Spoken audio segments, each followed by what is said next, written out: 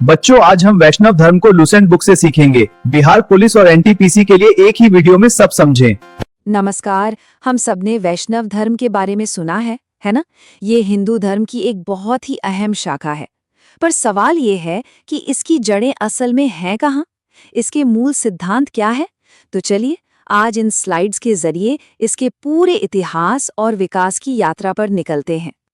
तो सबसे पहला और सबसे बड़ा सवाल, आखिर वैष्णव धर्म की शुरुआत हुई कैसे? कहाँ से आया ये? इसका जवाब ढूंढने के लिए हमें भारत के बहुत पुराने प्राचीन इतिहास की गहराइयों में उतरना होगा। तो शुरुआत करते हैं इसकी उत्पत्ति और विकास से।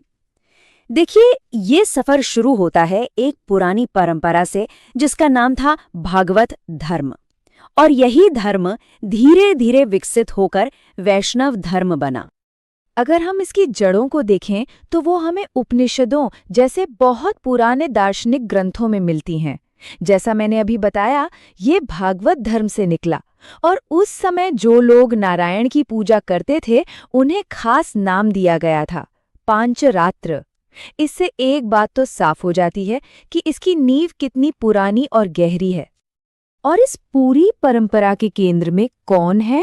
वो है कृष्ण।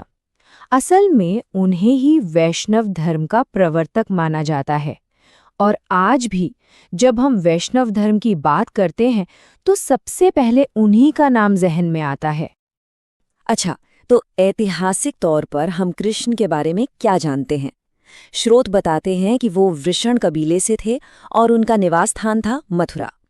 देखिए, ये छोटी छोटी डिटेल्स हैं, लेकिन ये बहुत ज़रूरी हैं, क्योंकि ये उन्हें सिर्फ एक पौराणिक किरदार नहीं बल्कि एक ऐतिहासिक व्यक्ति के तौर पर भी हमारे सामने रखती हैं। ठीक है, तो कृष्ण का एक ऐतिहासिक संदर्भ तो हमें मिल गया, पर सवाल ये उठता है कि उनके बारे में लिखे हुए सबूत कहाँ हैं? तो चलिए अब जरा ग्रंथों और पुराने शिलालेखों में झांकते हैं और देखते हैं कि वहाँ उनके बारे में क्या मिलता है, और साथ ही विष्णु के अवतारों की जो पूरी कॉन्सेप्ट है उसे भी समझते हैं। और यहाँ एक बहुत ही दिलचस्प बात सामने आती है।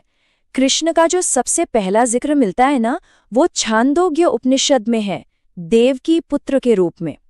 लेकिन कहानी यहीं खत्म नहीं होती। बात सिर्फ किताबों की नहीं है। हमारे पास बेसनगर स्तंभ अभिलेख जैसे ठोस आर्कियोलॉजिकल सबूत भी हैं जो वासुदेव कृष्ण के होने की पुष्टि करते हैं। मतलब लिखित और पुरातात्विक दोनों सबूत मौजूद हैं। अब वैष्णव धर्म का एक बहुत ही सेंट्रल आइडिया है अवतार का कॉन्सेप्ट। इसका मतलब क्या है? सीधा सा मतलब है, जब ईश्वर धर्म की रक्षा के लिए धरती पर जन्म लेते हैं। और मत्स्य पुराण में हमें विष्णु के ऐसे 10 मुख्य अवतारों के बारे में पूरी जानकारी मिलती है। तो ये 10 अवतार कौन कौन से हैं? ये हैं मत्स्य, कूर्म, वराह, नरसिंह, वामन, परशुराम, राम, बलराम, बुद्ध और कल्कि, जो भविष्य में आएंगे। हर अवतार का एक अपना खास मकसद था। इनमें से एक बात नोट करने वाली है कि जो वराह अवतार है वो गुप्त काल के दौरान बहुत ज्यादा लोकप्रिय हुआ था। अच्छा, इतने सारे नियम, इतने अवतार, इन सब के बीच में वैष्णव धर्म का असली सार क्या है? सिर्फ एक शब्द में कहें तो भक्ति। मतलब ईश्वर तक पहुंचने के लिए ज्ञान या कर्मकांड से भी ज्यादा जरूरी है सच्चा प्रेम और पूरा समर्पण। इसी को सबसे ऊंचा दर्जा दिया गया है। और यहाँ एक छोटा सा पर मजेदार फैक्ट। भगवान विष्णु का जो मशहूर हथियार है सुदर्शन चक्र, वो सिर्फ एक गोल चक्कर नहीं है। असल में उसमें 6 तीलियां होती हैं। ये एक छोटी सी डिटेल है, पर ये उसकी कला और सिंबॉलिज्म को और भी गहरा बना देती है। अब देखिए, जैसे एक बड़ी नदी आगे जाकर कई धाराओं में बढ़ जाती है, वैसे ही समय के साथ वैष्णव धर्म भी कई शाखाओं में बढ़ गया। तो अब हम इसके कुछ प्रमुख संप्रदायों, उनकी अलग अलग फिलॉसफी जिसे मत कहते हैं, और उन्हें शुरू करने वाले महान आचार्यों के बारे में जानेंगे। तो जैसा कि हम इस टेबल में देख सकते हैं, वैष्णव धर्म में कई अलग अलग फिलॉसॉफिकल स्कूल बने।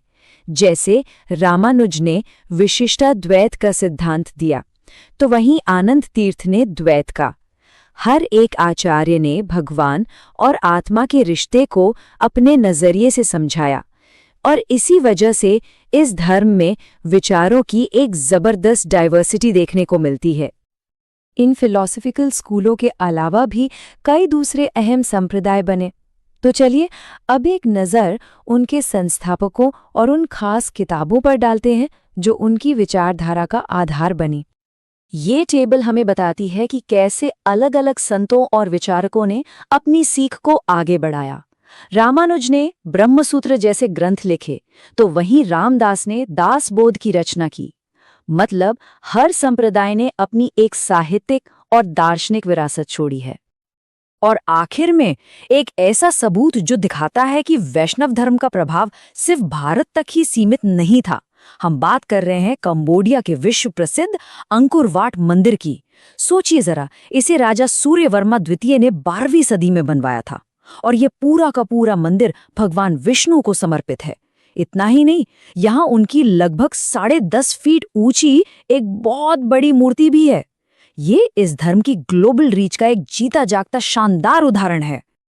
तो वैष्णव धर्म की ये जो हजारों साल पुरानी यात्रा है, ये हमें एक सवाल के साथ छोड़ जाती है कि दुनिया में और ऐसे कौन से बड़े धर्म हैं जिनकी जड़ें इतनी गहरी हैं। ये सोचने वाली बात है ना।